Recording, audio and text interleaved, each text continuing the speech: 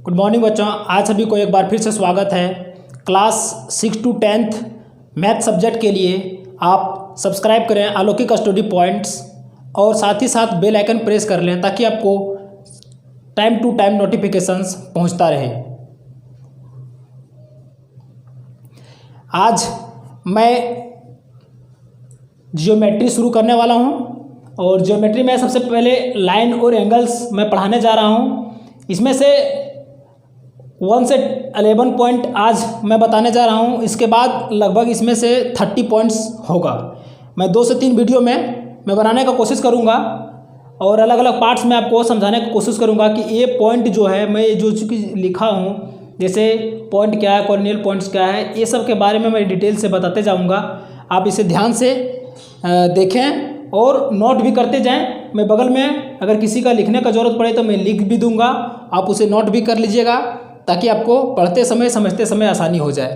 तो आइए हम लोग देखते हैं। ये पॉइंट है, ये पॉइंट हम लोग एक नेम दे देते हैं। अब इसको डिफाइन क्या करना है, इसमें डिफाइन में यही होगा कि इट हैज़ है ना, it has no length, breadth, size, shapes, है ना। इसमें क्या है कि इस पॉइंट में इसका कोई लेंथ नहीं होगा, कोई ब्रेथ नहीं होगा, कोई साइज नहीं होगा, कोई शेप नहीं होगा, कोई हाइट और है नहीं होगा इसमें, उसे हम लोग पॉइंट कहेंगे, है ना। सेकेंड नंबर में है कॉलिनियर पॉइंट्स, यानी कि संरेख बिंदु। तो कॉलिनियर पॉइंट्स का मतलब है एक लाइन ले लें, उसमें 2, 3, 4 है ना, 4 ठो बिंदु में दे दिया हूँ। 1 यानी कि A B C D, ये 4 पॉइंट्स दे दिया हूँ। अब इसको डिफाइन में हम लोग इस तरह से लिखें। अब मैं बोल रहा हूँ, आप लिखने की कोशिश कीजिएगा क्योंकि मैं लिखूंगा तो थोड़ा ज़्यादा टाइम ले लूँगा, इसलिए आप लिखने का कोशिश करें मेरी आवाज़ सुन करके, है ना।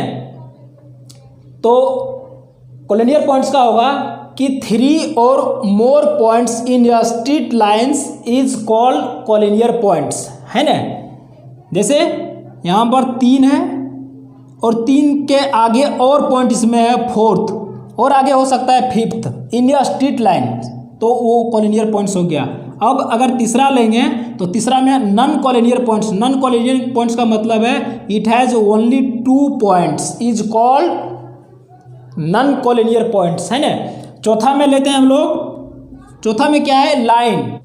मैं 4 पॉइंट्स का लाइन का डिफिनेशन में अलग अलग पॉइंट दे करके मैं ये B C D करके लिख दिया हूँ। अब इसे समझने का कोशिश करें कि लाइन क्या है ना। इसमें कह रहा है कि एक्सटेंडेड ऑन बोथ साइड्स इनलेसली, यानी कि ये लाइन दोनों तरफ अनंत तक खींचा जा सकता है। अगर दोनों तरफ हम लोग लेफ्ट साइड भी खींच सकते हैं अनंत तक और राइट साइड भी अनंत तक हम लोग खींच सकते हैं ना। उसके बाद कह रहा है कि no beginning and no end points. इसमें बिगिनिंग पॉइंट कहीं शुरुआत हम नहीं है, यहाँ से शुरू कर रहे हैं तो शुरुआत तो कर रहे हैं लेकिन इधर भी खींच सकते हैं इधर भी खींच सकते हैं, जिसका कहीं शुरुआत नहीं दिख रहा है ना। न तो एंड पॉइंट कहीं दिख रहा है क्योंकि एरो का मार्क्स लगा हुआ है। इसका मतलब है कि एरो का मार्क इसका कह रहा है कि ये और आगे जा सकता है और इधर भी और आगे जा सकता है। उसी प्रकार से कहता है कि नो थिकनेस, इसकी कोई मोटाई नहीं होता है। हम लोग जब भी किसी चीज़ को पढ़ते हैं तो ये इस तरह से मोटाई होता है। अगर एक बेलन आकार का ले लेंगे तो इसकी मोटाई हो गया, तो ये इसमें कोई मोटाई नहीं होता है। उसके बाद कहते हैं कि arrow mark in the both side, दोनों साइड एरो मार्क्स होता है ना। एरो मार्क्स मतलब तीर का निशान दोनों तरफ होता है। कहता है कि denoted bye AB and BA। अगर हम लोग इसको A और B इस तरह से लिख सकते हैं, इसको मार्क करने के लिए हम लोग यहाँ पर इस तरह से लिखा जा सकता है AB, यानी कि इस तरह से दोनों तरफ एरो का साइन हम लोग लगा सकते हैं ये भी लिख करके। उसी प्रकार से BA भी लिख सकते हैं हम लोग, BA, इसमें भी इस तरह का मार्क कर सकते हैं, है ना बच्चों। अब हम लोग देखते हैं कि 5 पॉइंट्स में क्या है। 5 पॉइंट्स में क्या है, लाइन सेगमेंट्स, यानी कि रेखाखंड्स। रेखाखंड्स हिंदी में बोलते हैं, इंग्लिश में लाइन सेगमेंट बोलते हैं, है ना। लाइन सेगमेंट का मतलब है कि एक लाइन है उसमें 2 एंड पॉइंट्स है, उसे हम लोग लाइन सेगमेंट कहेंगे। अब उसका कुछ प्रॉपर्टीज है, उस प्रॉपर्टीज को हम लोग देख लें, है। उस प्रॉपर्टीज में क्या है, कहते हैं कि it has fix length. Fixed length का मतलब हो गया कि ये लाइन है, यहाँ से यहाँ तक एक लेंथ है, इसकी कुछ न कुछ मेजर होगा, हो सकता है 20 सेंटीमीटर हो सकता है 50 सेंटीमीटर हो, कुछ भी लेंथ होगा जो फिक्स्ड होगा, है ना, उसको हम लोग फिक्स्ड लेंथ बोलते हैं। उसके बाद सेकेंड पॉइंट में है shortage distance between 2 point. Shortage distance मतलब कोई भी लाइन हो, है ना, कोई भी लाइन हो 1 2 3 4, ये लाइन का शॉर्टेस्ट डिस्टेंस बिटवीन 2 पॉइंट, यहाँ से लेकर के यहाँ तक ये 2 पॉइंट है, उसके बीच का शॉर्टेस्ट डिस्टेंस 10 हो गया। उसी प्रकार से ये 2 पॉइंट्स हो गया, अब 2 पॉइंट्स के बीच में ये शॉर्टेस्ट डिस्टेंस हो गया, इसको हम लोग डिस्टेंस बोलेंगे, है ना। उसी प्रकार से इसको डिस्टेंस होगा, उसी प्रकार से ये भी हो जाएगा, है ना, ये डिस्टेंस हो गया। तो 2 पॉइंट्स है ये बी सी डी, ये दोनों के बीच के दूरी को हम लोग शॉर्टेस्ट डिस्टेंस बोलेंगे। क्लियर।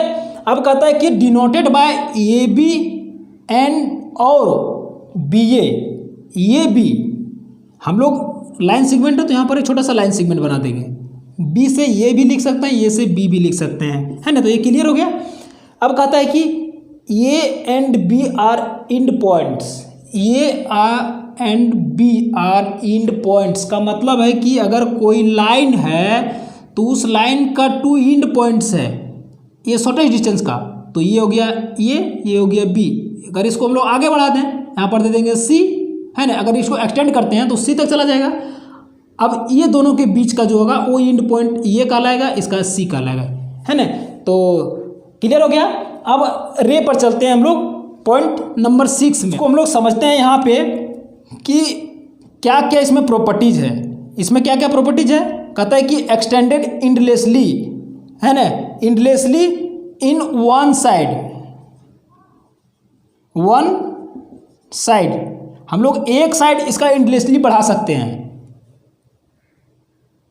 एक साइड तक जितना चाहे हम लोग बढ़ा सकते हैं, लेकिन एक साइड तक उसमें एंड पॉइंट होता है। क्लियर। दूसरा में है 1 एंड पॉइंट्स, इसमें 1 एंड पॉइंट भी होता है, यहाँ पर एक नेम दे देता हूँ मैं, ये हो गया इसका एंड पॉइंट। क्लियर। अब कहता है कि डिनोटेड ए बी, हम लोग इसका नाम अगर यहाँ पर बी दे दिए, यहाँ पर ये दे दिए, तो इसको हम लोग लिख सकते हैं ये बी, इस तरह से हम लोग एक डिनोटेट कर सकते हैं हम लोग, है ना। पॉइंट नंबर 7 में है एक स्ट्रेट लाइन, है ना। एक स्ट्रेट लाइन का मतलब है कि सीधा, अगर कहीं भी एंगल बनाएगा वो, मान लीजिए कि अगर यहाँ पर एंगल बनाएगा तो वो 180 डिग्री का बनाता है। जब 180 डिग्री का कहीं कोई रेखा बना हुआ हो, कोई एंगल बना हुआ हो, तो इसका मतलब है कि वो स्ट्रेट लाइन है, सीधा है। इसको हम लोग नेम दे सकते हैं ये बी, ये हो गया स्ट्रेट लाइन। ये भी एक प्रकार का लाइन सेगमेंट ही होता है जो सीधा होता है ना। अब नेक्स्ट में चलते हैं, 7 नंबर हो गया। 8 नंबर में सरफेस। 8 नंबर में क्या है, सरफेस। सरफेस का मतलब है सतह। अगर एक प्रकार का ये बुक है मान लीजिए, है ना, ये बुक है। अब बुक में क्या है, ऊपरी भाग जो सरफेस है, ये ऊपर का भाग सरफेस है, इसमें सिर्फ लेंथ होगा, ब्रेथ होगा, लेंथ और ब्रेथ होगा, इसकी थिकनेस नहीं होगा, है ना। अब उसी प्रकार से प्लेन चलते हैं। प्लेन पॉइंट नंबर 9, इसमें एक प्रकार का ये भी फ्लैट है ना। इसको ये होता है फ्लैट, मतलब पूरा समतल होता है, ऊपर क्या ऊपरी भाग समतल होता है ना। इसको हम लोग इस तरह से लिख सकते हैं, it has no thickness, no length,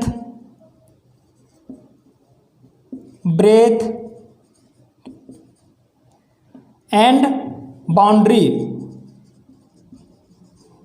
इसका कोई थिकनेस नहीं होता है, मोटाई नहीं होता है, लेंथ और ब्रेथ होता है, लेकिन उसका एंडिंग हम लोग नहीं कह सकते हैं ना। जैसे मान लीजिए कि हम लोग को अगर एक मैदान को देखें चाहे तो दूर से नज़र अगर एक तरफ हम लोग एक साइड को देखें तो जितना दूर हम लोग को दिखेगा वो फ्लैट दिखेगा, सरफेस दिखेगा हम लोग को, है ना।